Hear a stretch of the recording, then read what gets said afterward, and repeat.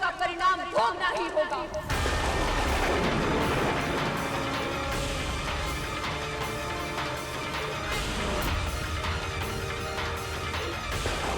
मैं हिम्मत कन्या पार्वती अपने संपूर्ण तप के बल का आह्वान करके आपको श्राप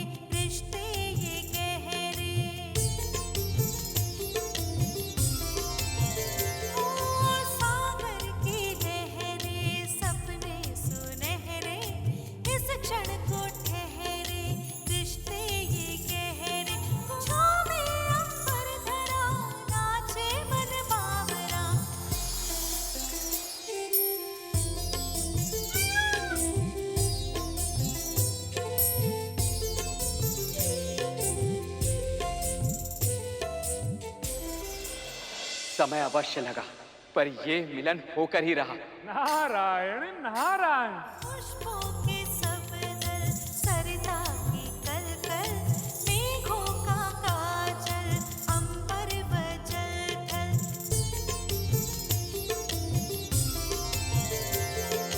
पुष्पों के सब दल सरिता की कलकल, मेघों का काजल अंबर व जल थल। तारे सुनहरे अलहड़। देखिए तो देवराज, वृक्ष और वनस्पतियां सभी छूटते हुए माँ पार्वती और महादेव का अभिवादन कर रहे हैं। मोर, कोयल, सभी पशु पक्षी ऐसे चहक रहे हैं कि जैसे मानो पूरे संसार को उनके मिलन की शुभ सूचना दे रहे हो। आपकी तपस्या सफल हुई देवी। हमारा मिलन विधि का विधान था और आपके कर्मों से ऐसा संभव हो सका।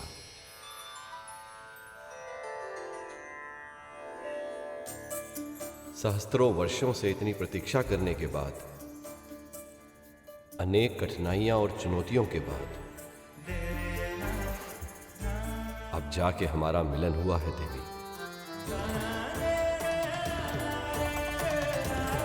आइए इसे आगे बढ़ाएं। चलिए विवाह रचाएं।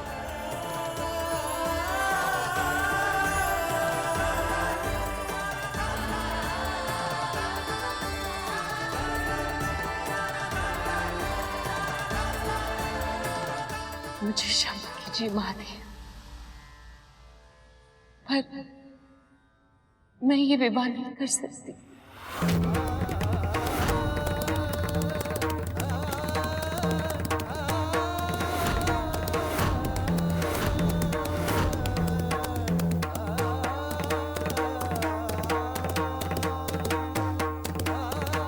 अब कौन सी बाधा खड़ी हो गई? माँ पार्वती मना क्यों कर रही हैं? क्या हुआ पार्वती? मैं नहीं मान सकता कि आपको मुझसे विवाह रचाने में रुचि नहीं है। सत्य तो ये है महादेव कि आपको पाने के लिए मैंने घनघोर तपस्या की है। आपको पति के रूप में प्राप्त करना ही मेरे जीवन का लक्ष्य है। पर मैं ये नहीं भूल सकती कि आपकी प्रिय होने के साथ साथ मैं अपने माता पिता की पुत्री भी हूँ। विवाह से पूर्व मायके की लाज रखना मेरा धर्म है। मुझसे विवाह के लिए आपको मेरे माता पिता से अनुमति लेनी होगी महादेव।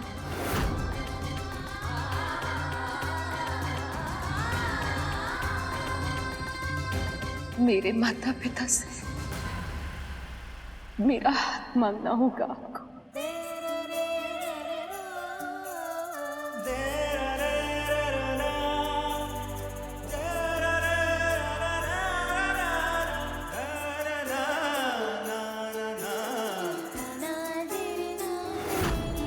विवाह के लिए देवी पार्वती की ये विशेष मांग सुनकर महादेव और अन्य देवी देवता सब सोच में पड़ गए। परंपरा के अनुसार कन्या के पिता से वर के माता पिता हाथ मांगने जाते हैं, पर महादेव वो तो स्वयंभू है, अनादि अंतहीन। ना तो कोई उनकी माता है, ना पिता, ना कुल, ना गोत्र, ना परिवार। वो तो इन सब से परे है, इन सब से पूर्व है वो, अजन्मे, आदि योगी। ऐसे में किसी को समझ नहीं आ रहा कि महादेव की ओर से महाराज हिमवंत के पास विवाह का प्रस्ताव लेकर कौन जाएगा। और तब महादेव ने गुरु वशिष्ठ और उनकी पत्नी देवी अरुंधति का आवाहन किया। हे ऋषियों में अग्रगण महर्षि वशिष्ठ, देवी अरुंधति, हम सब आपके दर्शन के प्रार्थी हैं। कृपया हमारी विनती स्वीकार करें।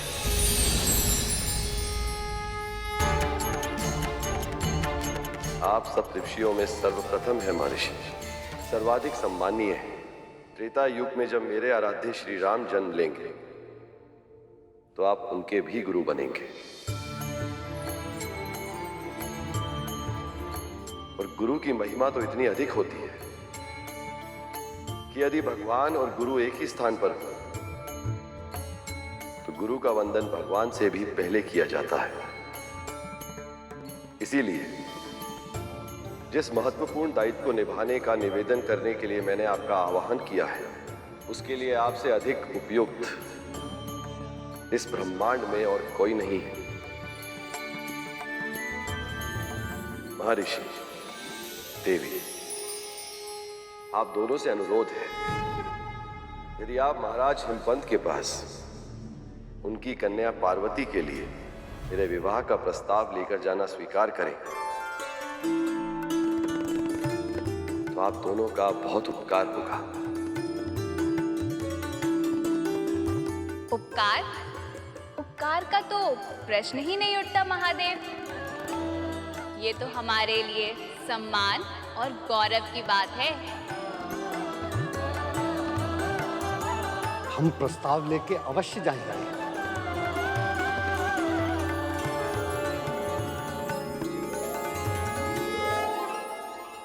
प्रेम की अधीरता में हृदय अनेक बार भावुक होकर चुप कर बैठता है, किंतु हमें अपनी पार्वती पर पूर्ण विश्वास है।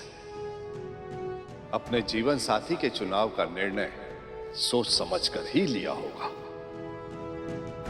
इसलिए मुनिवर, हमारा यह मानना है कि अब इस विवाह में और विलंब नहीं होना चाहिए। आप शीघ्र ही शिवजी की बारात लेकर आइए ताकि हम अपनी पुत्री का कन्यादान करके धन्य हो जाएं। अब शीघ्र ही मेरा मिलन मेरे स्वामी महादेव के संग हो जाएगा और हम सदा सदा के लिए एक हो जाएंगे। महादेव, ब्रह्मदेव, नारायण और सभी देवता, आप सबको बहुत बहुत बधाई। अब शीघ्र ही ये विवाह संपन्न होगा और फिर उसका जन्म होगा जो इस सृष्टि का उद्धार करेगा।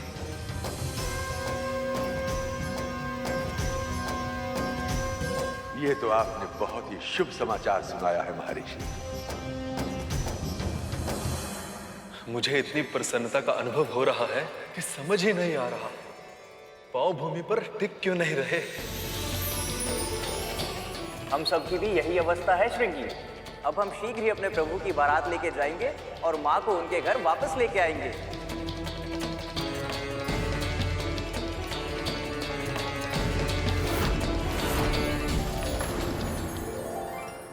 महर्षि, इस प्रसन्नता के अवसर पर आपके मस्तिष्क पर चिंता की रेखा। महादेव, यदि मेरे वश में होता मैं ये बात कदापि न कहता। क्या बात है? प्रसन्नता का यह अवसर संकट के बादल साथ लेकर आया।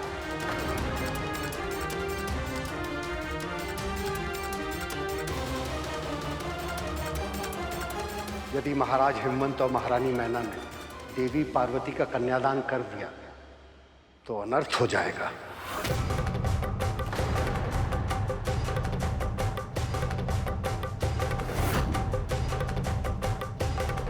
पर महर्षि, आप ऐसा क्यों कह रहे हैं? क्योंकि कन्यादान के पुण्य प्रताप से महाराज और महारानी को अविलंब मोक्ष प्राप्त हो जाएगा।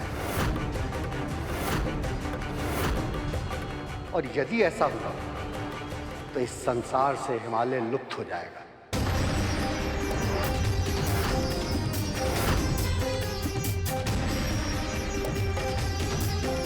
वो हिमालय जो सारी सृष्टि की तप भूमि है, जिसकी घाटियों में, जिसकी कंदराओं में, जिसकी हिम से सजी चोटियों पर हम ऋषि मुनि आश्रय पाते हैं। यदि वही हिमालय लुप्त हो गया तो हम ऋषि मुनि साधना कहां करेंगे महादेव?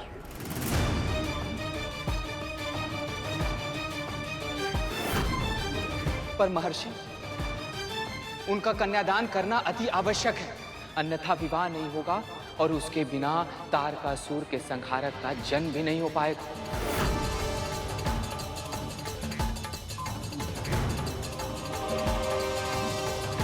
यदि कन्यादान करते समय कन्या के माता पिता के मन में संशय आ जाए तो उन्हें पूर्ण लाभ नहीं प्राप्त होगा।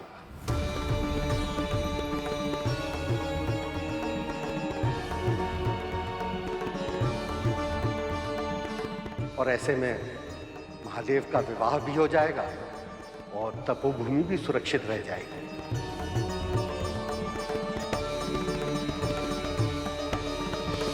पर ये संशय उनके मन में आएगा कैसे महर्षि?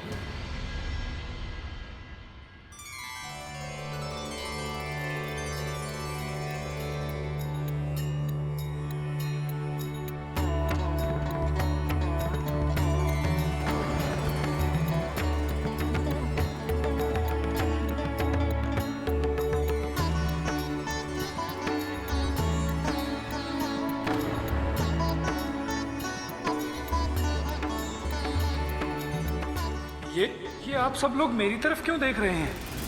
क्योंकि ये कार्य केवल आप ही कर सकते हैं देव ऋषि। मैं कैसे प्रभु?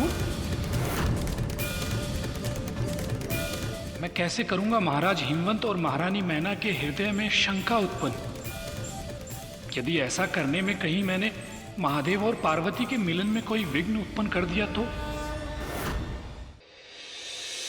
भोजन कक्ष में सब कुछ ठीक चल रहा है ना? जी महाराज। प्रीति भोज में कोई समस्या नहीं आनी चाहिए। जी। स्वागत के लिए फूलों की कमी नहीं होनी चाहिए। जी महाराज। और तुम इधर उधर घूम रहे हो, जलपान की व्यवस्था हो गई है ना? जी महाराज। कमी नहीं होनी चाहिए। जी।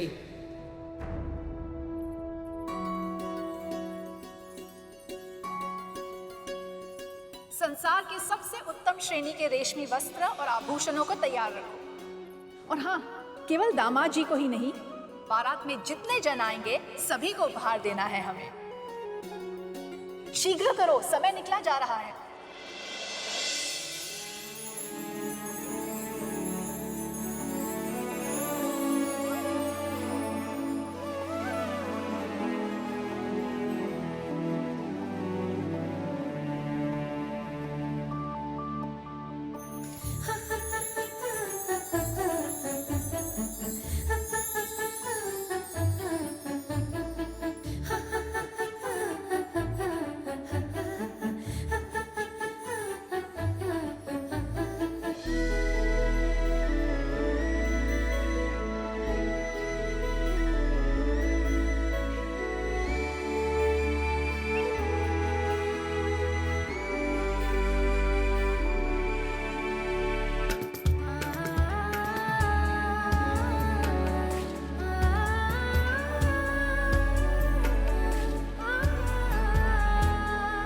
सखी, महादेव आपको देख के तो सारी सद्बुद्ध भूल ही जाएंगे। सद्बुद्ध की बात ही नहीं है जया। आनंद तो तब आएगा जब महादेव चैतन्य अवस्था में ये स्वीकार कर ले कि संसार की सर्वश्रेष्ठ सुंदरी हमारी देवी पार्वती है।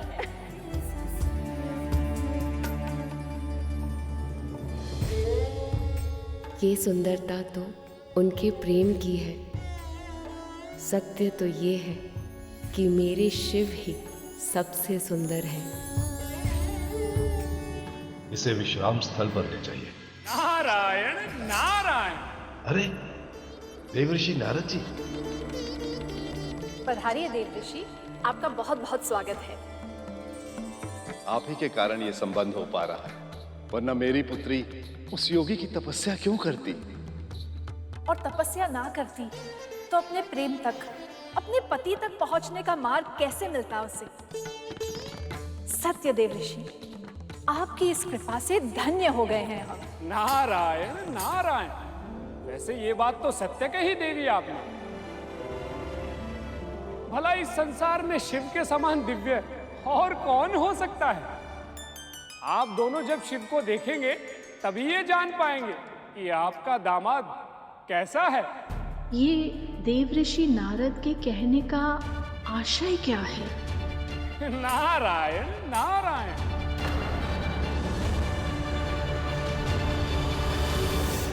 इस संसार में शिव के समान दिव्य और कौन हो सकता है? आप दोनों जब शिव को देखेंगे तभी ये जान पाएंगे कि आपका दामाद कैसा है।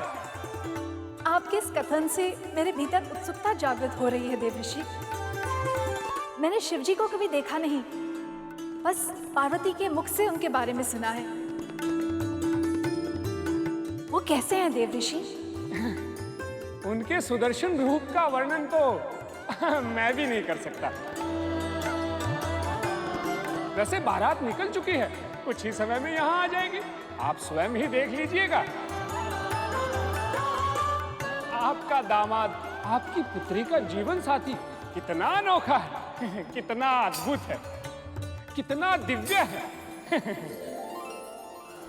इनके हृदय में शंका तो उत्पन्न कर दी है मैंने। देखते हैं इसका परिणाम क्या होगा। मेरी पुत्री ने जिसे अपना वर चुना है, अवश्य ही वो अति रूपवान होगा।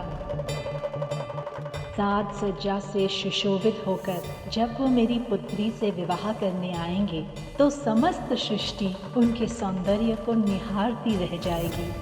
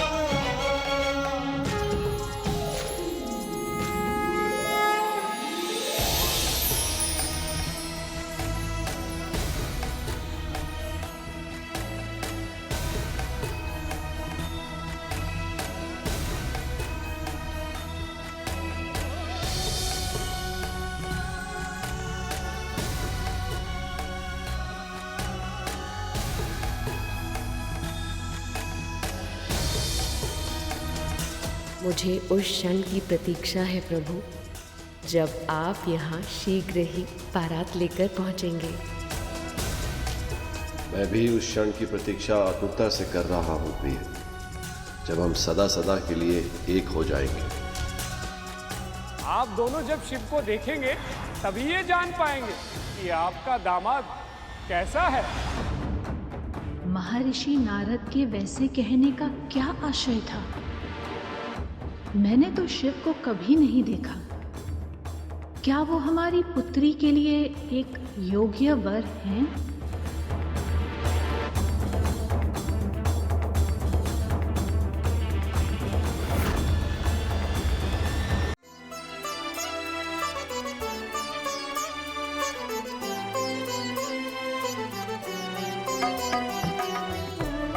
सच, सारे संसार की सुंदरता जैसे आज मेरी पुत्री में समा गई हो। बस अब तुम्हें किसी की बुरी दृष्टि ना लग जाए।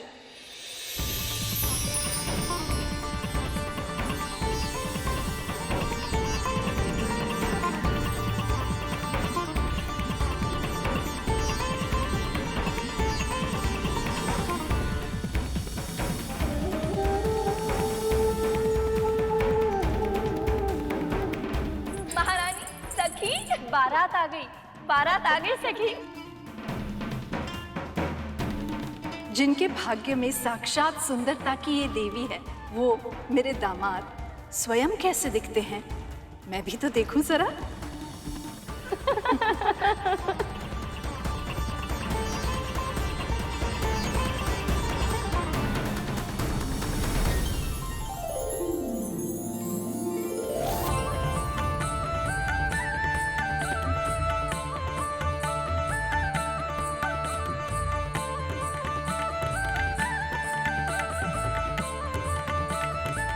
आइए आइए महारानी, मैं आपकी ही प्रतीक्षा कर रहा था। देवऋषि, आपने तो कहा था कि शिवजी बड़े दिव्य और अनोखे हैं। क्या इन सभी दिव्य ऋषि में से कोई एक है वो? ये तो सप्त ऋषि हैं महारानी, शिव तो इनसे भी अधिक दिव्य हैं।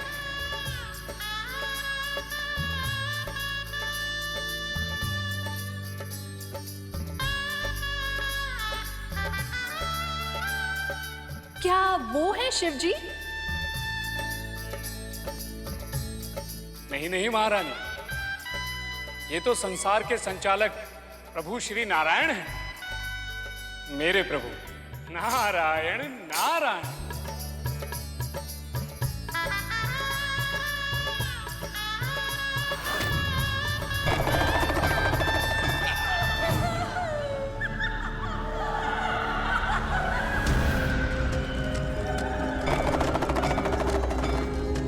हे भगवान, कौन है ये सब?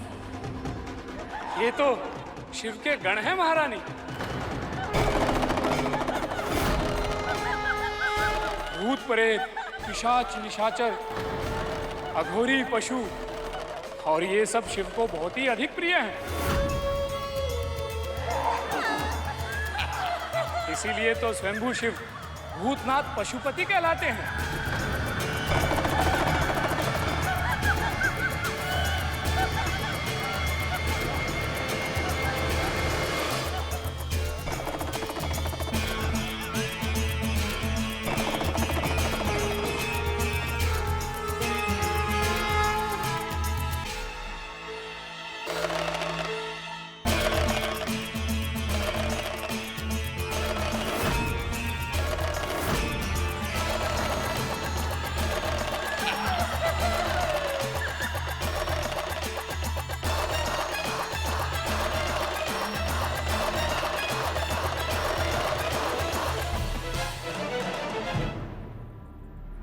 नारायण नारायण, अब की बार आपने सही पहचाना है महारानी, यही है देवों के देव महादेव, यही है शिव आपके दामाद।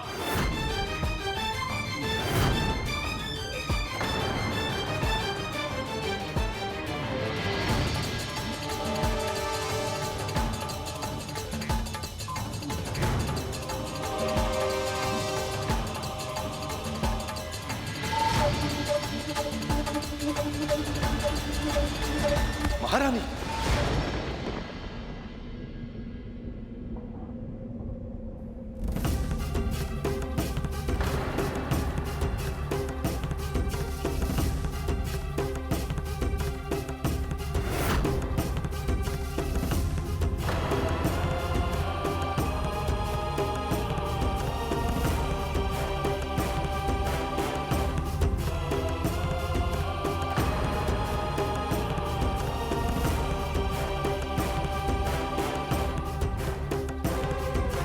महादेव को देखकर महारानी मैना मूर्छित हो गई, साथ ही ये बारात भी रुक गई है। हे प्रभु, अब क्या होगा?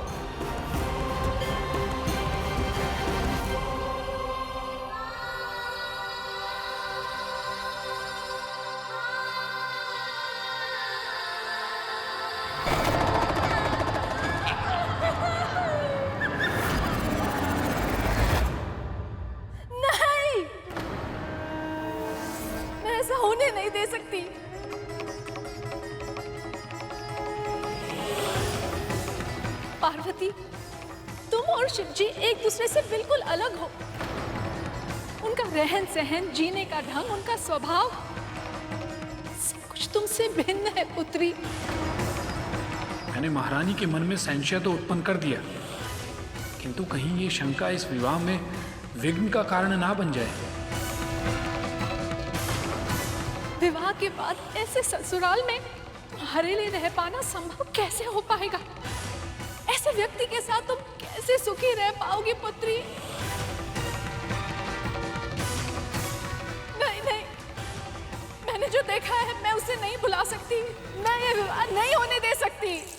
माँ, माँ, माँ, मैं आपकी चिंता समझती हूँ, पर मेरे लिए शिव और उनका हर रूप सच्चा है, सुंदर है, वो बहुत पवित्र है माँ, बहुत दूर है दिखावे से। आप जानते हैं ऐश्वर्य और वैभव उनके दास हैं, पर फिर भी साधारण जीवन जीते हैं वो। अपनी सारी इच्छाएं त्याग चुके हैं, अपनी इंद्रियों पर विजय प्राप्त कर चुके हैं। उनकी जीवन संगिनी बनकर जीवन के पथ पर उनके साथ चलना मेरे लिए सौभाग्य की बात होगी माँ। ये तुम क्या कह रही हो पार्वती? मेरी बात को समझ क्यों नहीं रही हो? आप ही समझाइए ना इसे। यदि ना समझे ना तो कुछ भी करके किसी भी तरीके से इस विवाह को रोक दीजिए। पर मैं शिव से प्रेम करती हूँ माँ।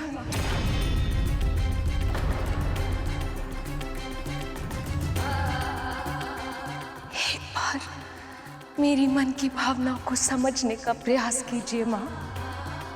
एक बार, सिर्फ एक बार उन्हें मेरी आंखों से देखिए, और उसके बाद भी यदि आपको लगा कि उनका साथ मेरे लिए उचित नहीं है तो आप जो कहेंगी मुझे स्वीकार होगा।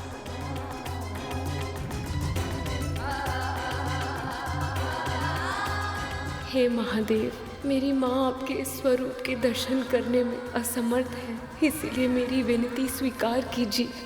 आँखों को हर्षित करने वाला, मन को सुख देने वाला कामेश्वर रूप धारण कीजिए प्रभु।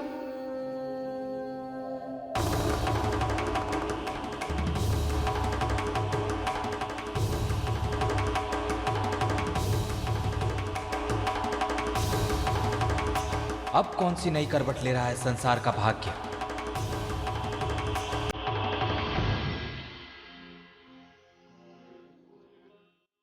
हे महादेव, भोलेनाथ, मेरी माँ की इच्छा का मान रखिएगा प्रभु।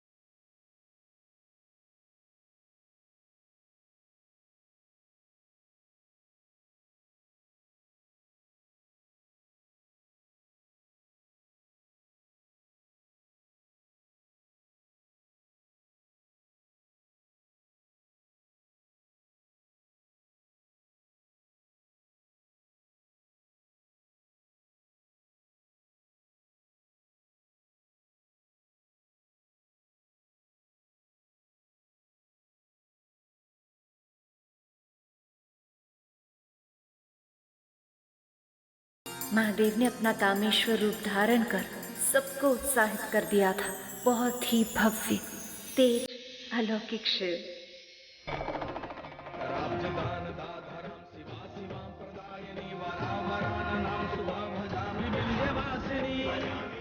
हे प्रिय, आपकी इच्छाओं का सम्मान करना मेरा कर्तव्य है। इसी कारण आपकी माता को प्रसन्न करने हेतु मैंने ये कामेश्वर रूप धारण किया है।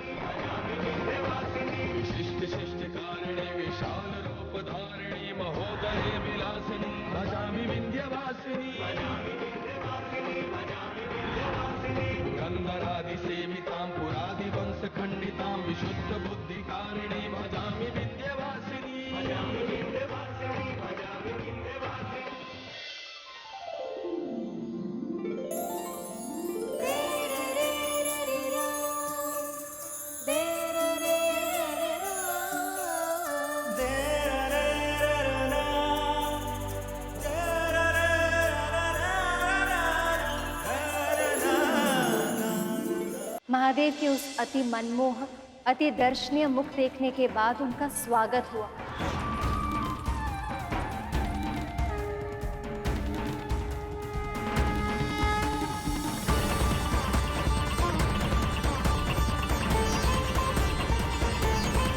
महाराज हिमवंत और महारानी मैना, इन दोनों ने उनके चरण पखारे।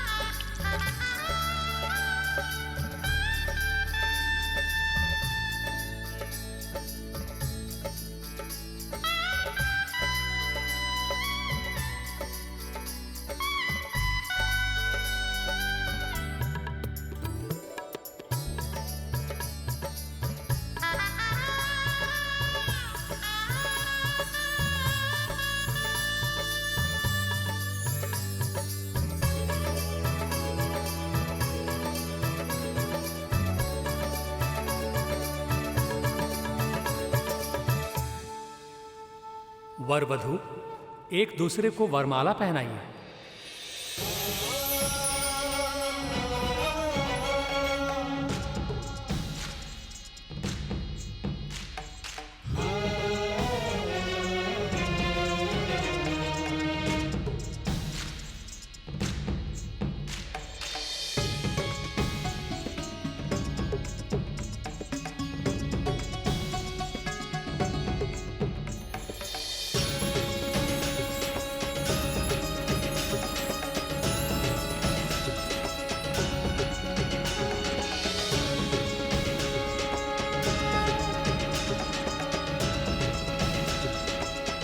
मैं हर पल इस ही क्षण की प्रतीक्षा में व्याकुल रहती थी प्रभु। मैं भी बड़ी आतुरता से इस क्षण की प्रतीक्षा कर रहा था प्रिय। आप ही मेरी शक्ति है, आपके बिना मैं अपूर्ण था। देवी पार्वती और महादेव ने अग्नि के सामने फेरे लिए और एक दूसरे को जयमाला पहनाई। इस प्रकार उनका विवाह संपन्न हुआ और दसों दिशाओं में प्रसन्नता छा गई।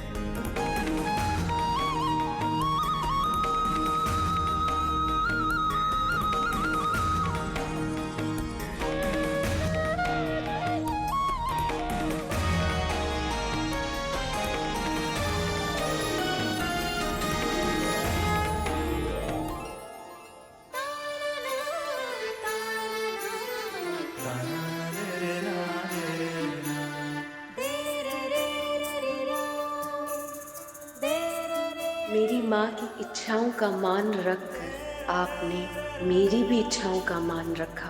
इसके लिए आपका धन्यवाद स्वामी। इसमें धन्यवाद कैसा प्रिय? ये तो मेरा कर्तव्य है। और इस तरह देवी पार्वती और महादेव ने एक दूसरे का सम्मान रखकर संसार के समक्ष एक आदर्श जीवन साथी होने का प्रमाण रखा। फेरे संपन्न हुए। अब आप दोनों अपना स्थान ग्रहण कीजिए, बैठिए।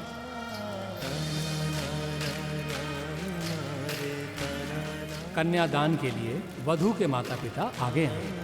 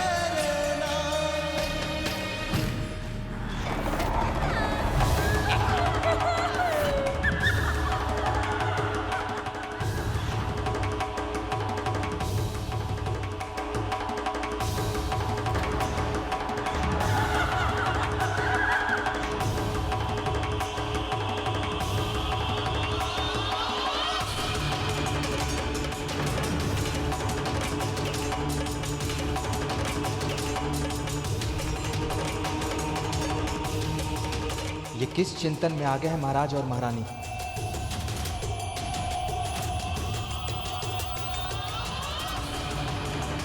महारानी मैना और महाराज हिमवंत पुनः हिचक रहे थे प्रभु। किंतु महादेव से अधिक संपन्न तो तीनों लोकों में कोई नहीं है। तीनों लोकों के स्वामी वो स्वयं ही तो है। और अब तो ये बात वो दोनों भी जानते थे, फिर किस कारण चिंतित थे वो प्रभु? ये सब महर्षि नारद की करनी का परिणाम था मूषक जी।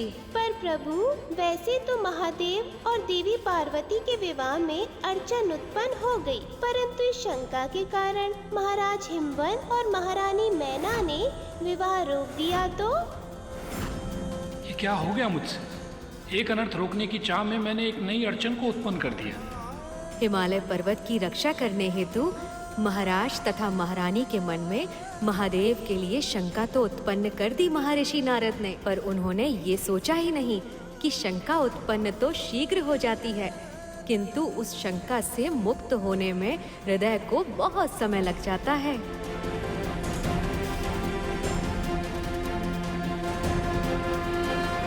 तारकासुर ऋषियों से अपनी पूजा करा करा के दिन प्रतिदिन और भी ज्यादा शक्तिशाली होता जा रहा है।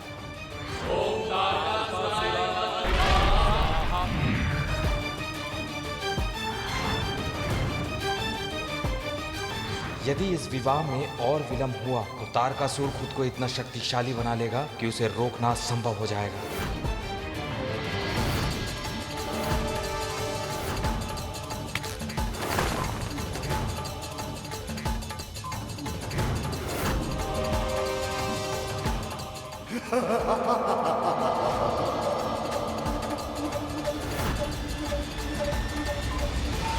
अपनी पुत्री पार्वती का हाथ शिव को सौंपने से पहले दोनों पति पत्नी के मन में शिव की पुरानी छवि उभर आई, पर उस कामेश्वर रूप का दर्शन करके दोनों ने अपने मन को शांत किया और फिर संशय के साथ कन्यादान किया।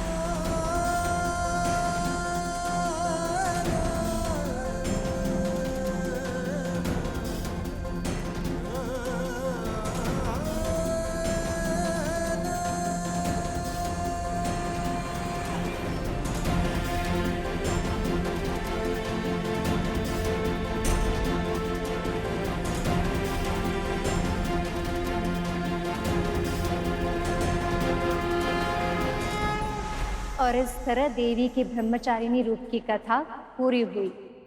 पार्वती को तपस्या के प्रभाव से महादेव मिले और उनका विवाह हुआ।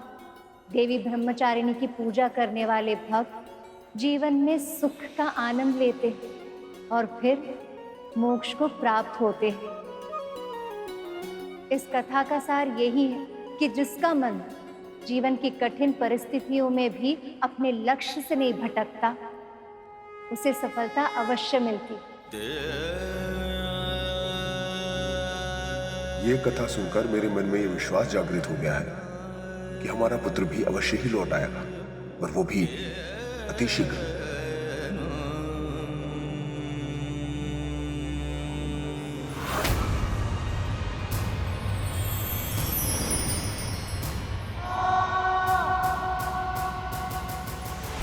मेरे अहंकार के कारण मैंने प्रभु का वाहन बनने का एक महान अवसर व्यर्थ कर दिया था, किंतु इस व्रत को पूरा कर पुनः उस अवसर को जीवित करने का प्रयास करूंगा मैं। चलिए देवी ब्रह्मचारिणी की आरती करते।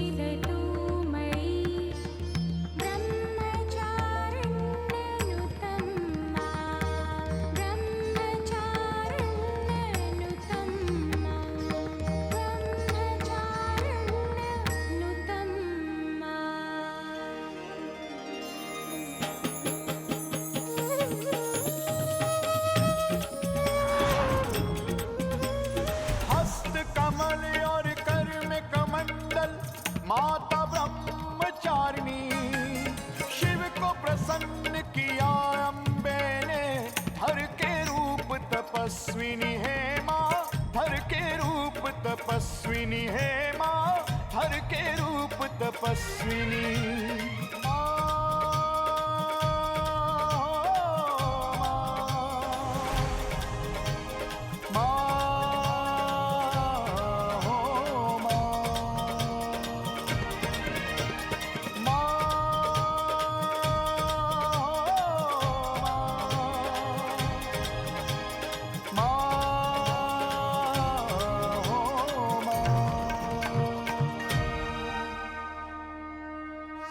अपने संकल्प पर अडिग रहकर तुमने दूसरे दिन का व्रत भी पूरा कर लिया है।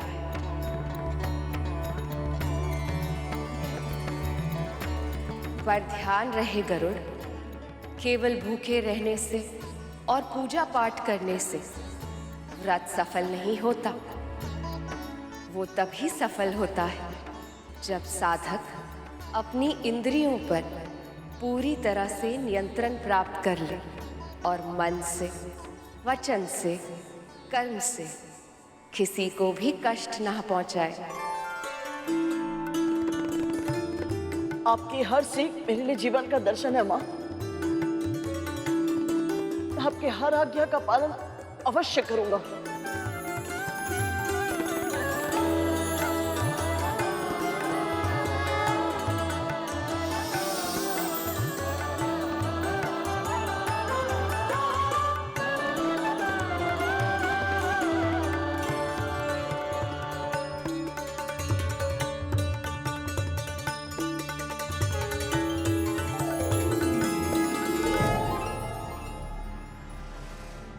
क्या हुआ श्रीमान? भाभी जी, आप दोनों क्या सोच रहे हैं? पता नहीं क्यों आज बहुत दिनों बाद मन में फिर एक आशा की किरण जाग उठी है भैया जी। क्या ऐसा संभव है कि माँ भगवती हमारी भूल क्षमा करके हमारा खोया हुआ पुत्र हमें वापस लौटा दे?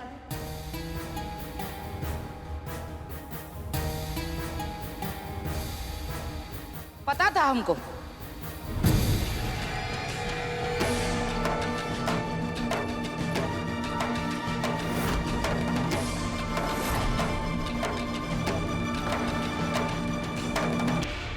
ये विचित्र स्त्री कौन है प्रभु, जो कथा के मध्य में विघ्न की तरह आ गई? मूषक जी यही तो है जिसने शास्त्री जी के जीवन में विष घोला है, किंतु इन्हें ये ज्ञात नहीं है कि इस बार इनका सामना मेरे मामा श्री प्रभु विष्णु और मामी श्री महालक्ष्मी से हुआ है। अब क्या करेगी ये और क्या करेंगे मामा श्री, ये देखने में बहुत आनंद आएगा। दीदी आप? दीदी प्रणाम। खुश रहो। कितने बरस हो गए पर आप दोनों से भूले नहीं ना अभी तक।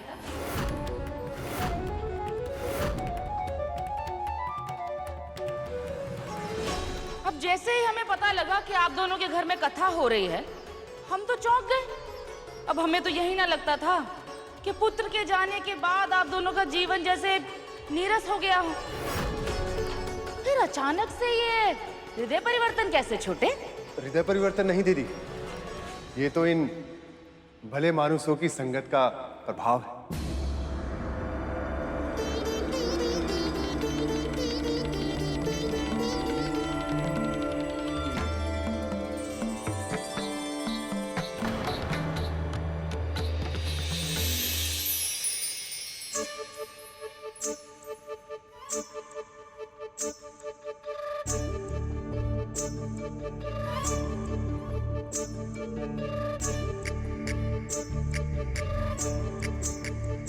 अरे प्रभु, ये स्त्री तो विचित्र ही है।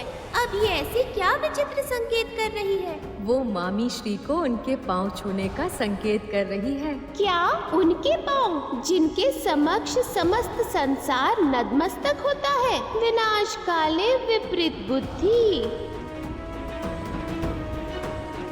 अरे शिष्टाचार नहीं है क्या? चरण छूइए बहू।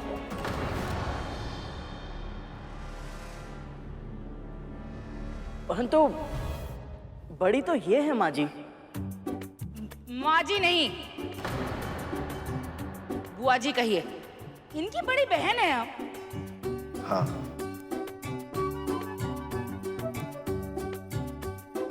बड़ी तो ये लग नहीं रही है। आयु क्या होगी आपकी भला? आपकी जितनी होगी। वास्तविकता तो ये कि जो सदैव प्रसन्न रहते हैं उनकी आयु का पता नहीं चलता।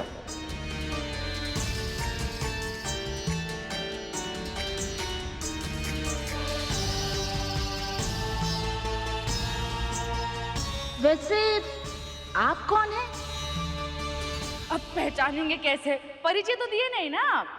जी, मैं कांता और ये मेरे पति और वो इनके शिष्य सुपर्ण।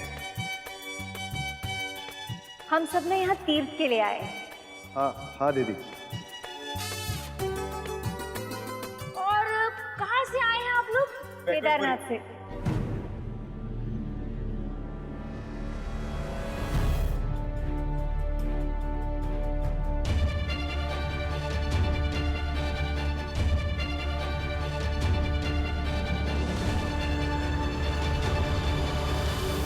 ये क्या प्रभु, माता लक्ष्मी और प्रभु विष्णु तो फंस गए। ये तो होना ही था। मामा श्री के मुख से तो वैकुंठ ही निकलेगा ना, उनका निवास स्थान जो है। मतलब दोनों पति पत्नी अलग अलग स्थानों से आए हैं, ऐसा कैसे? ओहो माँ जी, बुआ जी, ये वैकुंठपुरी में रहते हैं। अनेक तीर्थों के दर्शन करने के लिए निकले। यात्रा अमरनाथ से आरंभ हुई थी और अब बस केदारनाथ के दर्शन करके सीधे यहीं आए हैं। आपके गिरजापुर विंध्याचल के आंचल में।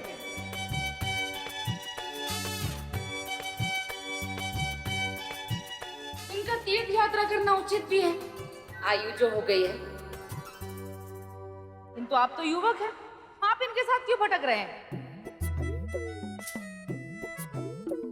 अरे विवाह कीजिए, घर गृहस्थी बसाइए। आप सही कह रही है बुआ जी, परंतु मैं अपना पूरा जीवन हरि की भक्ति में समर्पित करना चाहता हूँ।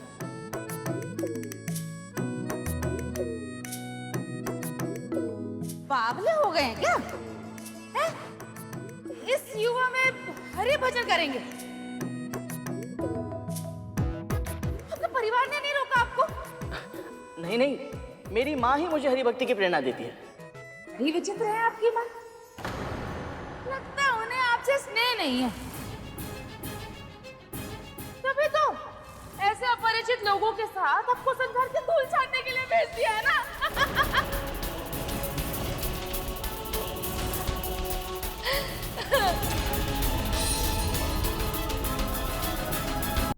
दीदी, आप भी आते ही क्या प्रश्नोत्तर में लग गई?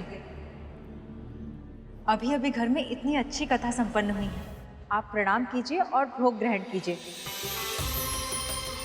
ये बहन जी इतना अच्छा भोग बनाती हैं जैसे अमृत हो। मैं अभी भोग ले आई।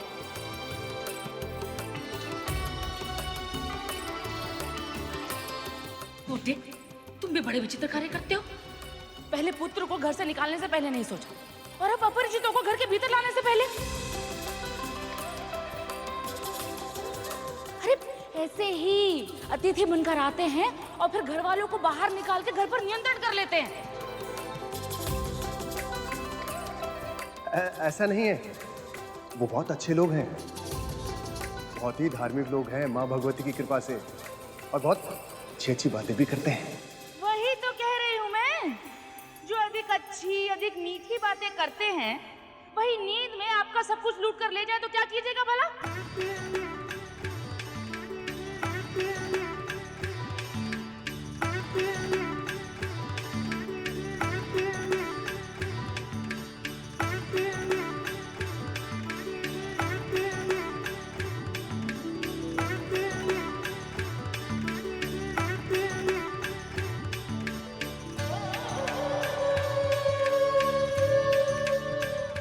तो सचमुच बहुत अच्छा बनाई है ये। अब तो जब तक ये सब चले नहीं जाते हम यही रहेंगे। इनके हाथ के बने व्यंजन भी खाएंगे और दृष्टि भी रखेंगे इन पर। बहन जी अब हम चलते हैं। आइए।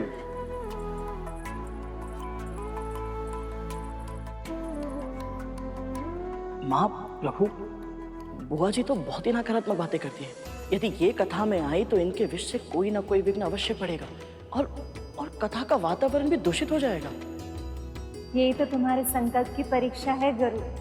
इस संसार में व्रत करना इसलिए इतना कठिन है क्योंकि यहाँ तरह तरह के व्यक्ति होते हैं और वो तरह तरह की कठिनाई उत्पन्न करते हैं। जितने व्यक्ति किसी अच्छे कार्य में साथ देते हैं उससे कई अधिक व्यक्ति उसमें बाधा उत्पन्न करते हैं। इसलिए गुरु, तुम्हें तुम्हारी संकल्प शक्ति को दृढ़ करना होगा और सारी चुनौतियों को पार करके अपनी लक्ष्य को प्राप्त करना होगा।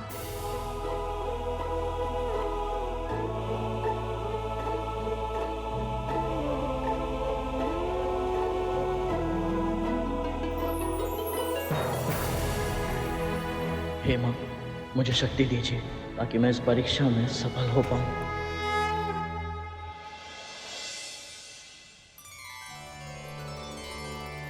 जय माँ भगवती, जय माँ विंध्यवासिनी, जय माँ भगवती। वो बुआ जी नहीं आई आज? जी, वो कल की कथा के बाद तनिक थक गई थी तो आज विश्राम कर रही हैं। हम आज की कथा प्रारंभ करें माँ भगवती की कृपा से। तो अब वो नहीं आएंगी। चलो भला टली। वैसे आज प्रभु विष्णु और माता लक्ष्मी कौन सी कथा सुनाने वाले हैं प्रभु? वही जिनके आगमन से जीवन में अलौकिक ऊर्जा का अनुभव होता है।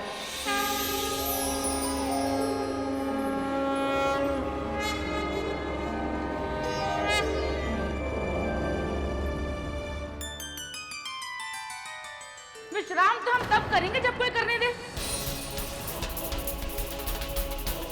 तो भोर से खिटपिट हो रही है और अब ये शंख की ध्वनि।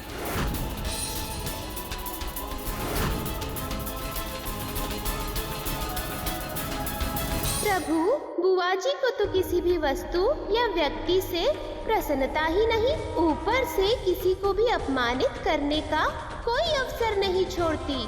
सत्य कहा मूषक जी आपने। हम लोगों से या स्थान से पीछा छुड़ा सकते हैं किंतु अपने कर्मों से नहीं। बुआ जी को भी उनके कर्मों का फल अवश्य मिलेगा। कीजिए, आराम कीजिए। अब उपवास तो हम रख नहीं पाएंगे तो कथा अवश्य सुनेंगे। जी।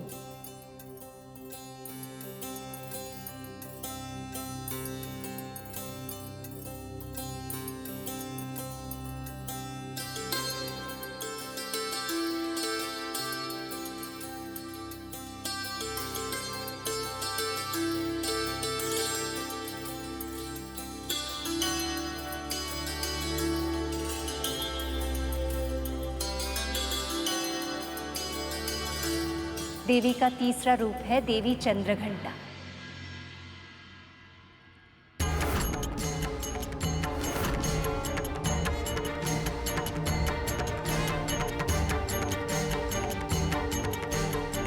नवरात्रि के तीसरे दिन इनकी पूजा की जाती है। इनकी पूजा करने वाले भक्त को इस मायावी संसार में रहकर भी अलौकिक वस्तुएं दिखाई देती, अलौकिक ध्वनि सुनाई पड़ती।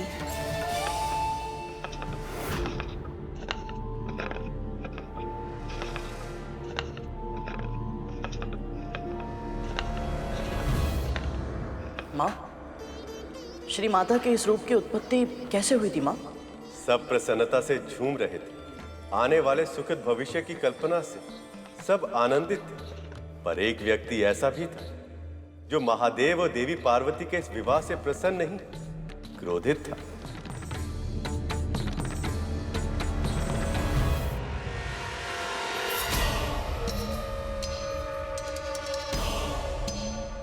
महादेव शिव और मां पार्वती की, महादेव शिव और मां पार्वती की, महादेव शिव और मां पार्वती की, महादेव शिव और मां पार्वती की, महादेव शिव और मां पार्वती की, महादेव शिव और मां पार्वती की। ये कैसी ध्वनि है? ये हो क्या रहा है?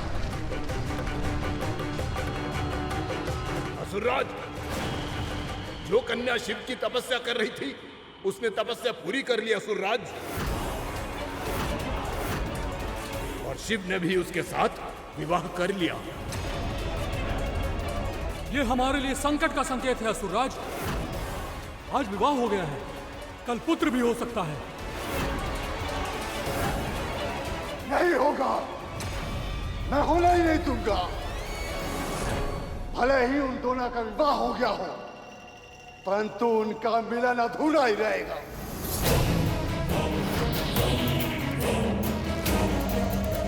असुरों, इससे पहले कि शिव और पार्वती के गृहस्थ जीवन का आरंभ हो, हमें पार्वती के प्राण लेने होंगे।